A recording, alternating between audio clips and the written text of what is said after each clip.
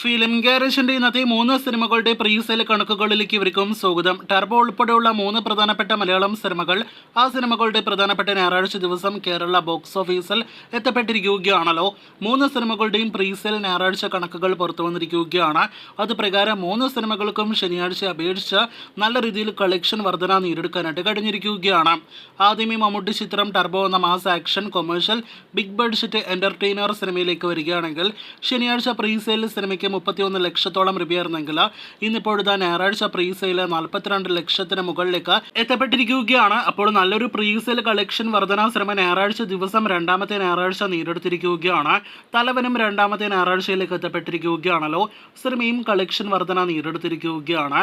ശനിയാഴ്ച പ്രീസെയിൽ സിനിമയ്ക്ക് 22 ലക്ഷമായിരുന്നെങ്കിൽ ഇപ്പോഴത്തെ ഞായറാഴ്ച പ്രീസെയിൽ 28 ലക്ഷത്തിന് മുകളിലേക്ക് എത്തപ്പെട്ടിരിക്കുകയാണ്.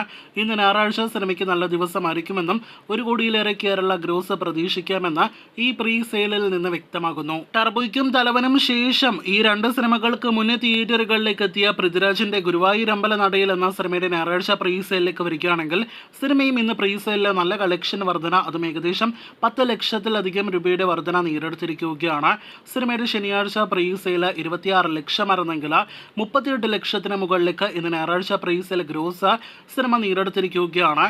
ഇന്ന് സിനിമയ്ക്ക് ഉറപ്പായിട്ടും കേരളത്തിൽ 1 കോടിയിലേറെ ഗ്രോസ് കളക്ഷൻ ഉണ്ടാകുമെന്നും ഉറപ്പാക്കപ്പെട്ടിരിക്കുകയാണ്. സിനിമയുടെ 3ാമത്തെ ഞായറാഴ്ച കൂടിയാണ് ഇന്ന്. കാത്തിരിക്കൂ കൂടുതൽ ഇതുപോലുള്ള വിവിധ സിനിമകളുടെ ബോക്സ് ഓഫീസ് റിപ്പോർട്ടുകൾ കേട്ട്.